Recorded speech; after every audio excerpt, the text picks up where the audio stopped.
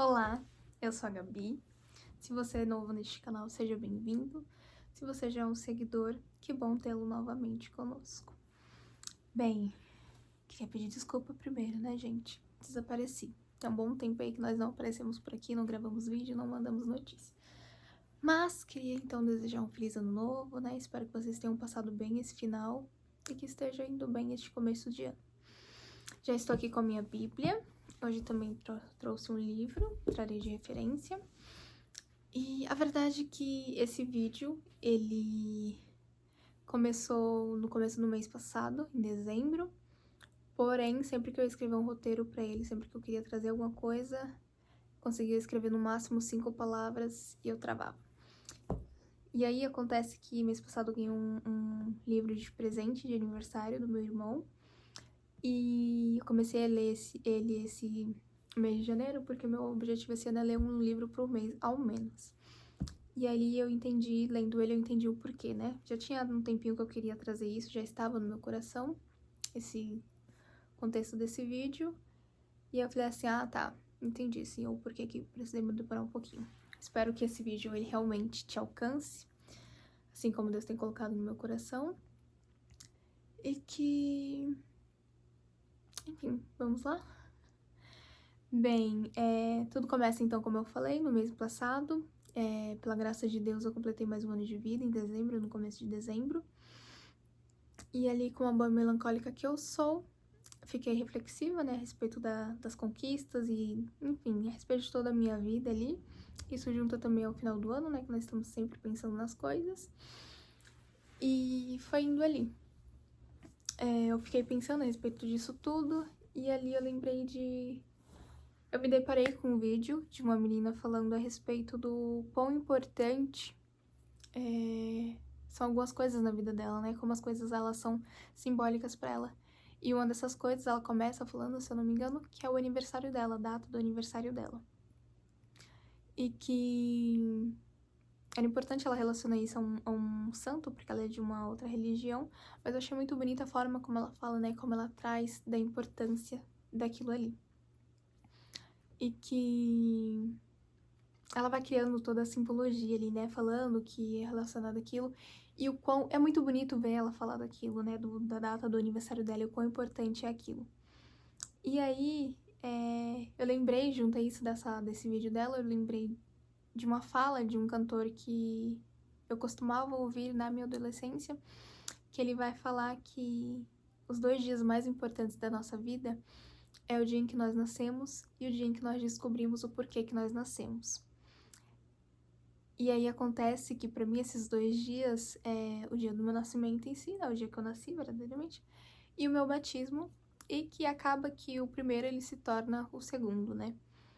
Que então um acontece ali em dezembro, que foi quando eu nasci, e o outro foi no final de outubro, que foi quando eu me batizei, não do ano passado, tá.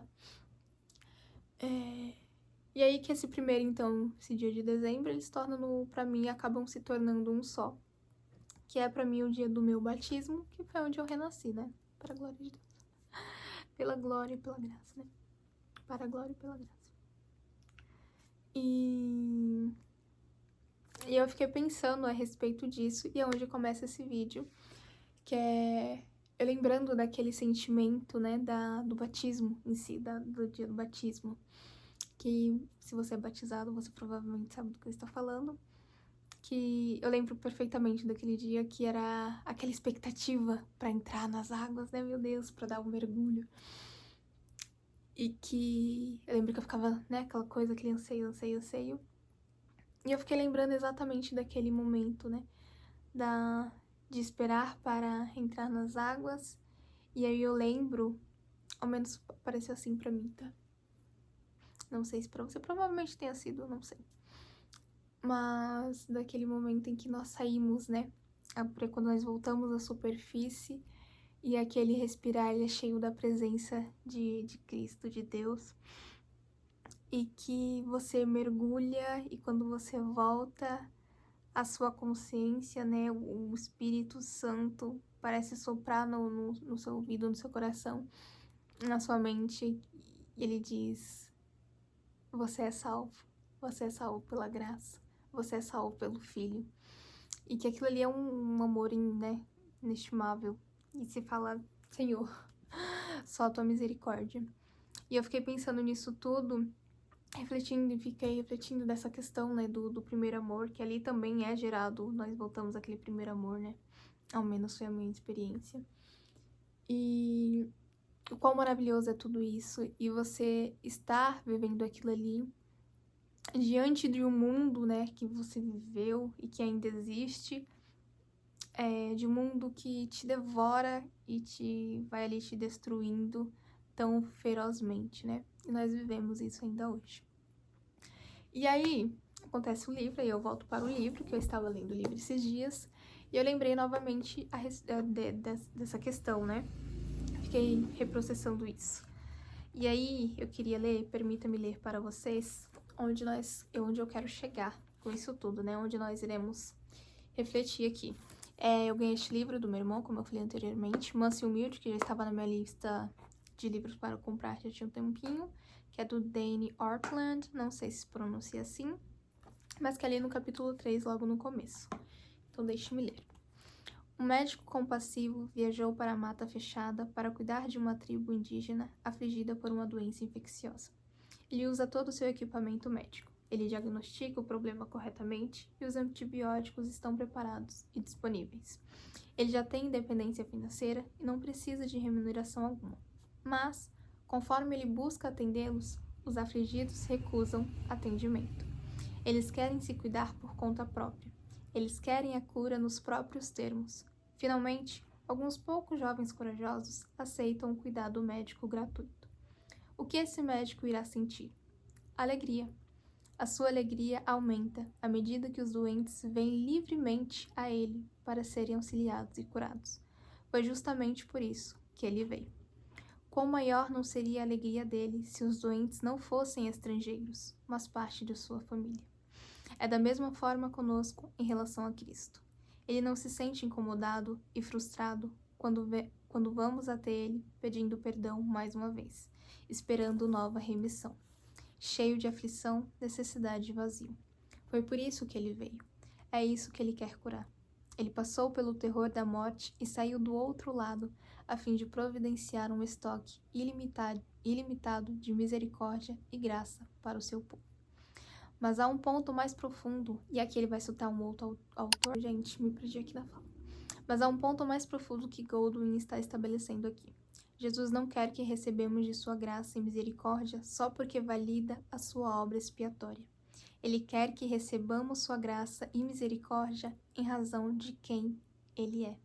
Ele se aproximou de nós na encarnação para que a sua alegria e a nossa pudessem subir e descer juntas. A dele ao dar-nos misericórdia e a nossa ao recebê-la. Goldwyn passa a argumentar até mesmo que Cristo se alegra e se conforta mais do que nós, quando vamos a Ele em busca de socorro e misericórdia. Da mesma forma que o marido amoroso obtém mais alívio e conforto na cura de sua esposa que na sua própria, Cristo obtém mais conforto do que adquirimos nele, quando Ele vê nossos pecados lavados pelo seu sangue. E aí, o que eu fiquei refletindo através disso é que ele vai falar essa questão de, né, conforme Cristo vai se alegrando, conforme nós vamos indo a ele fala que existe uma balança, né, meio que uma gangorra ali, que não é exatamente como se a ira de Cristo e o seu amor, eles fossem opostos, né, eles aumentam juntos, né, se um desce, eles estão descendo ali, eles estão descendo juntos, se estão subindo, estão descendo juntos. Mas o que eu queria dizer com isso, né, eu acho que o livro, por si, essa fala em si, esse texto em si, ele já seria suficiente aqui pro vídeo. Mas a reflexão que fica hoje, ela também vai se encontrar lá em Hebreus, capítulo 12, que eu estava lendo esses dias, do 1º ao 4º, se eu não me engano. Capítulo 12, do 1º versículo ao 4. Novamente, a minha versão é a NVI, então possa ser que ela esteja um pouquinho diferente da sua. E aí o título é Deus discípulo seus filhos. Então, portanto, também nós, uma vez que estamos rodeados por tão grande nuvem de testemunhas, livremos-nos de tudo o que nos atrapalha e do pecado que nos envolve, e corramos com perseverança a corrida que nos é proposta, tendo os olhos fitos em Jesus, autor e consumador da nossa fé. Ele, pela alegria que lhe fora proposta, suportou a cruz, desprezando a vergonha, e assentou-se à direita do trono de Deus. Pensem bem naquele que suportou tal oposição dos pecadores contra si mesmo, para que vocês não se cansem nem desanimem. Na luta contra o pecado, vocês ainda não resistiram até o ponto de derramar o próprio sangue. Forte, né? Reflita um pouquinho aí. Eu fiquei refletindo esses dois, e aí, obviamente, que aqui vai ressaltar a misericórdia de Cristo para conosco, né? De todo o seu amor e o que ele fala aqui, né, em Hebreus, que, gente, estou de coberta porque tá frio hoje, tá? São Paulo, verão e frio, pois é. Então ele vai, isso reflete muito a misericórdia de Cristo, né, e mais uma vez nós trazemos ali, né, sua morte, ele na cruz, e com misericórdia ele é para conosco. E que, quando ele fala ali, né, que nós não tivemos pecado, né, em relação ao pecado, né, que não há algo suficiente que tenha nos feito derramar sangue, né. E eu fiquei refletindo sobre isso e o quanto nós somos fracos para muitas coisas. O quanto nós temos pecados de estimação que nos colocam distante do Senhor. E Cristo sempre misericordioso a nos perdoar, sempre ali disposto. Então, hoje o que eu quero trazer aqui é que nós deixamos, para que nós possamos deixar as raízes dos nossos pecados. Porque Cristo ele está de braços abertos a nos receber. Mas nós, em nossa humanidade, no mal da nossa humanidade, continuamos ali diariamente buscando os nossos pecados de estimação. Então, é pensar e olhar onde que está a raiz dos nossos problemas, dos nossos pecados, porque eu consigo ver o pecado como um efeito dominó, né? Ele está enraizado em algum lugar, e aí existe alguma coisa que vai disparar até chegar neste pecado aqui, né? Vai fazendo imagine um efeito dominós e ele rodeando assim, né? Então, algo que nós disparamos, algo que nós cultivamos aqui, que vai chegar nesse pecado. E que quando ele fala ali que Cristo suportou, né? Ele recebeu com alegria aquilo que lhe foi proposto, nessa corrida que lhe foi proposta, eu penso que a nós, né? Quando ele também vai falar para que suportemos, né? E que nos mantemos ali olhando a Cristo nessa corrida, é refletir que é como se nós fôssemos atletas, né? E os atletas, eles se preparam diariamente. Eles têm uma rotina de preparação para essa linha de chegada que eles almejam. E a nossa é estar na glória com o Senhor. Então, pensarmos em nós mesmos como atletas, né, diariamente, né, nessa corrida, de que eles treinam diariamente, né? Eles cuidam do que é mais sagrado para que eles possam chegar lá, que é o corpo. E o nosso corpo, ele é espiritual, ele não é só carnal, mas, sobretudo, ele é espiritual. Então, como que nós estamos cuidando desse corpo espiritual? Eles vão cuidando, então, ali, eles cuidam do corpo, eles cuidam da mente, eles treinam, eles se dedicam àquilo ali, para que eles possam alcançar seu objetivo. E nós, como cristãos, o que é que nós estamos fazendo para cuidar do nosso corpo espiritual? Do corpo que Cristo tanto almeja receber, tão feliz em consolar, tão feliz saber que Ele pode nos curar, que Ele pode nos perdoar. E que a felicidade dele está aí, né, em nos perdoar. E que nós, e aí voltando para a questão do atleta, né, dessa ideia da corrida, né, que a nossa corrida ali seria então a caminhada do evangelismo, é pensar que o quanto nós deixamos, né, então hoje eu não treino, amanhã eu me alimento mal, e aí nós não chegamos lá, nós não chegamos na linha de chegada, nós não passamos pela fita, né. E aí, o que nós temos feito? Nós continuamos alimentando. Então, pensar nesse cenário desse atleta que tá correndo, que se prepara e que durante a corrida ele tá ali somente com a roupa do corpo. Então, que nós possamos deixar as bagagens que um dia nós trouxemos lá de trás, né? Do aquele mundo que nós viemos. Abandone os seus pecados no dia de hoje. Abandone porque Cristo te chama para a reconciliação com Ele. Cristo espera a sua reconciliação. Gabi, mas eu estou em comunhão com Cristo, eu tenho, né, aqui minha diária com Deus. Nós temos os nossos pecados de estimação.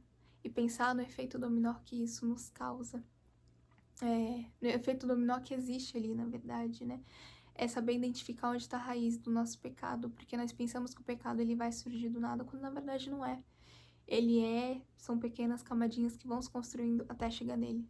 Então é saber o que eu permiti lá no começo para que eu chegasse, saber identificar, porque nós sabemos no fundo. Então, seja qual for o seu pecado no dia de hoje, corte a raiz dele.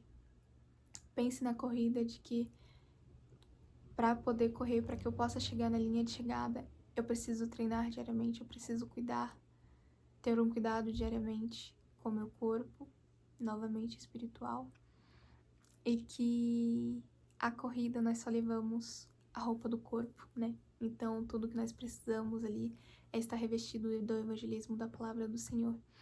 E pensa também que quando o atleta ele tá ali correndo, né? Ele recebe ali durante a corrida em si, né? Algum auxílio, né? Com água, com alguma coisa. E que quem nos provê isso diariamente é o Senhor. Então, novamente, eu espero que essa mensagem faça sentido para vocês. E, novamente, eu digo, abandone os seus pecados de estimação no dia de hoje. Porque o livro que Dane Ortland, o Senhor que Dane Ortland apontou aqui, ele é o Senhor que está aqui. Para que não nos esqueçamos que cada vez que eu peco, eu novamente coloco Cristo na cruz. E que ainda assim, Cristo se dispõe a estar na cruz para nos salvar.